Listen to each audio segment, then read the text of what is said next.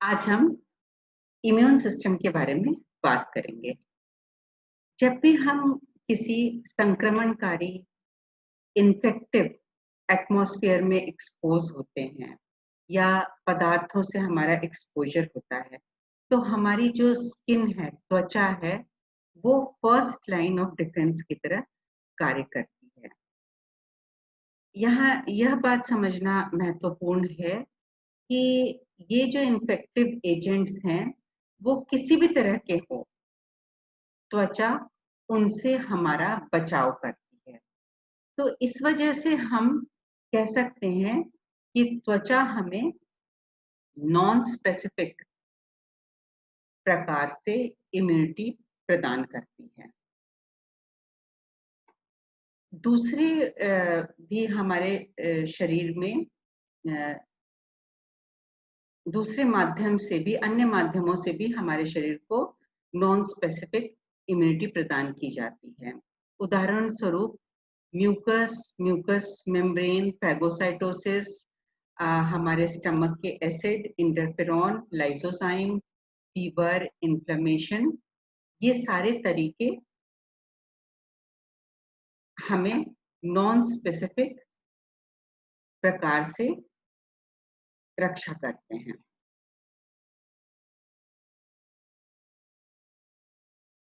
अब हम बात करेंगे स्पेसिफिक इम्यूनिटी की।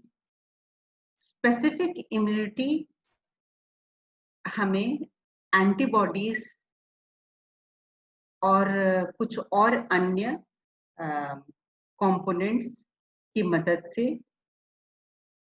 प्रदान की जाती है।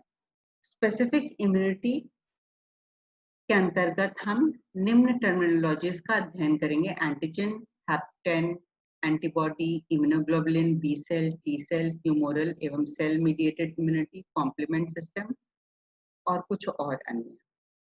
सबसे पहले हम देखते हैं कि एंटीजन क्या होते हैं। एंटीजन ऐसे केमिकल पदार्थ होते हैं जो कि हमारे शरीर में प्रतिरक्षा उत्पन्न करते हैं, जो कि हमारे शरीर में इम्यून रिस्पॉन्स उत्पन्न करते हैं। अनेक प्रकार के पदार्थ एंटीजेनिक होते हैं, जैसे कि हो सकते हैं, जैसे कि मिल्क प्रोटीन होते हैं, बी वेनम है, बैक्टीरियल फ्लैजिला है, पीली है और बहुत सारे अन्य। महत्वपूर्ण बात यह है कि प्रत्येक एंटीजन के अंदर एक स्थान होता है जिसे हम एंटीजेनिक डिटर्मिनेंट कहते हैं, जो कि हम कह सकते हैं एंटीजेनिक निर्धारणकारी स्थल। एंटीजेनिक डिटर्मिनेंट स्थल पर 6 से 8 अमीनो अम्ल या शर्करा पाए जाते हैं और वहां उस स्थल का टोटल मॉलिक्यूलर वेट 750 डाल्टन होता है।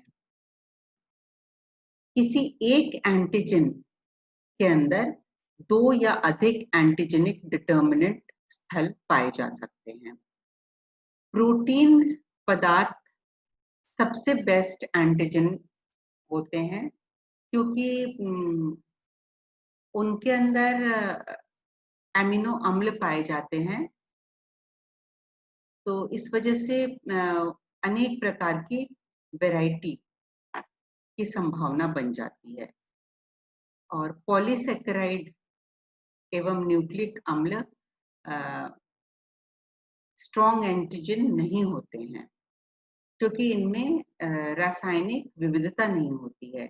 लिपिड वसा सामान्यतया एंटीजेनिक नहीं होते हैं। एंटीजन एंटीजेंस का ज्यादातर जो मॉलिक्यूलर वेट होता है, आणविक भार होता है, वो 10,000 डाल्टन से अधिक होता है। हैप्टेन क्या होते हैं? हैप्टेन छोटे आकार के अणु होते हैं, जो कि टिश्यू प्रोटीन या पॉलीसेकेराइड के साथ जुड़कर एंटीजन बन जाते हैं। अपने आप में ये इम्यून रिस्पॉन्स नहीं उत्पन्न कर पाते, किंतु जब ये अन्य टिश्यू प्रोटीन या पॉलीसेकेराइड के साथ जुड़ते हैं, तब ये इम्यून रिस्पॉन्स उत्पन्न करने में सक्षम होते हैं।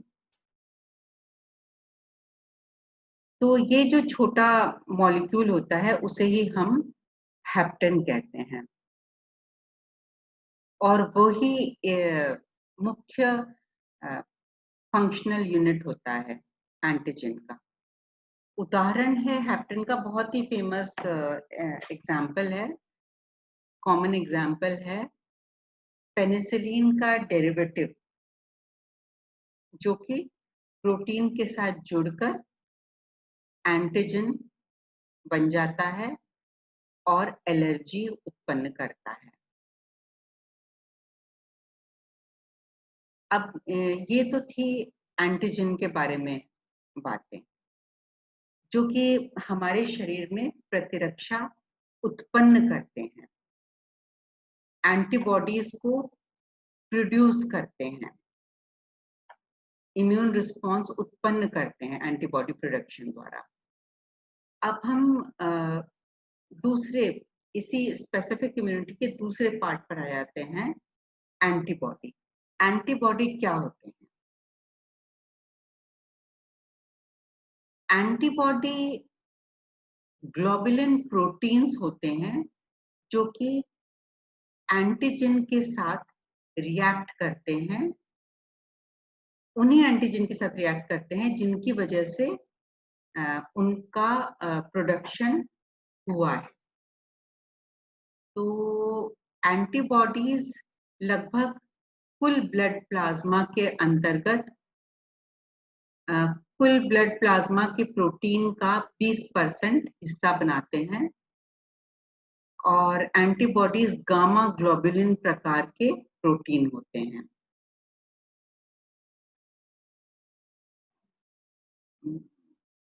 पांच प्रकार के एंटीबॉडीज का अध्ययन किया गया है: IgG, IgM, IgA, IgD and IgE। तो एंटीबॉडीज जो विषकारी पदार्थ होते हैं उनको न्यूट्रलाइज करते हैं, और वायरसेस को भी ऑप्सनाइज करते हैं, जो भी संक्रमणकारी जो सूक्ष्म जीव होते हैं, ताकि उनका फैगोसाइटोसिस सरलता से संपन्न हो सके। कॉम्प्लीमेंट सिस्टम को एक्टिवेट करते हैं। ये सारे अभी हम टर्म्स आगे हम पढ़ेंगे। अब हम सबसे पहले इम्यूनोग्लोबुलिन संरचना के बारे में समझते हैं।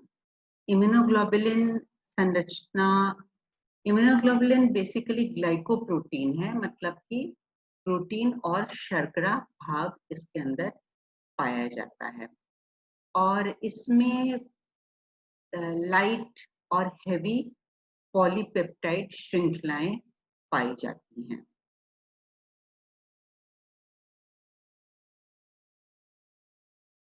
लाइट और हेवी से हमारा तात्पर्य है मॉलिक्यूलर वेट से।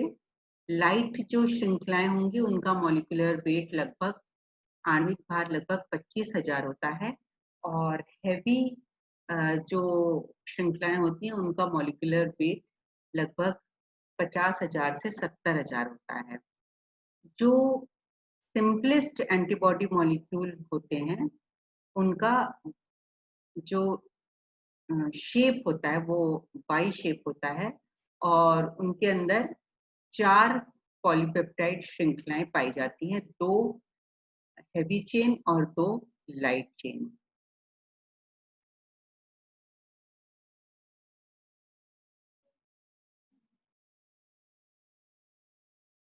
एक मॉलिक्यूल के अंदर हेवी चेन दोनों एक ही प्रकार के होते हैं, आइडेंटिकल होते हैं, और जो लाइट चेन होते हैं वो आइडेंटिकल होते हैं। प्रत्येक लाइट और हेवी चेन के अंदर 2 भाग पाए जाते हैं, वेरिएबल एवं कांस्टेंट भाग।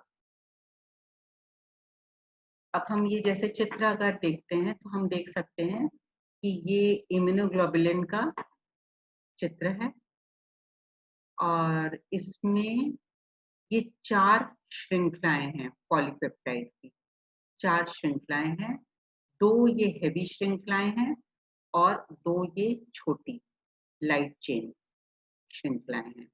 प्रत्येक में हम देख सकते हैं कि एक भाग है वेरिएबल और दूसरा भाग है कांस्टेंट।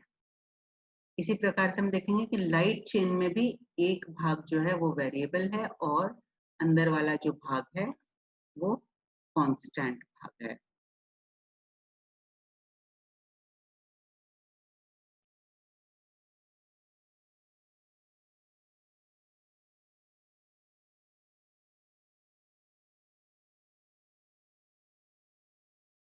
इसमें हम देखें कि ये जो ये वाई शेप होता है इम्यूनोग्लोबुलिन मॉलिक्यूल और इसका एक हिंज भाग होता है।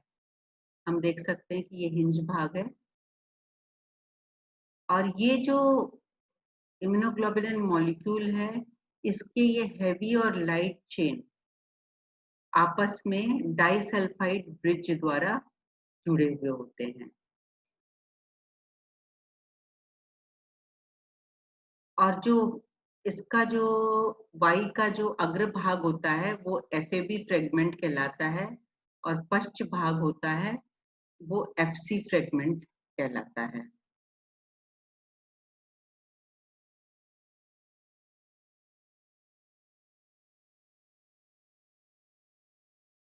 तो एफएबी फ्रेगमेंट में एंटीजन बाइंडिंग साइट पाया जाता है और एफसी फ्रेगमेंट ये इन्वॉल्व होता है प्लेसेंटल ट्रांसफर से, कॉम्प्लीमेंट फिक्सेशन, अटैचमेंट साइट इसमें पाए जाते हैं अन्य कोशिकाओं के लिए और अन्य बायोलॉजिकल एक्टिविटीज इसके साथ इन्वॉल्व होते हैं।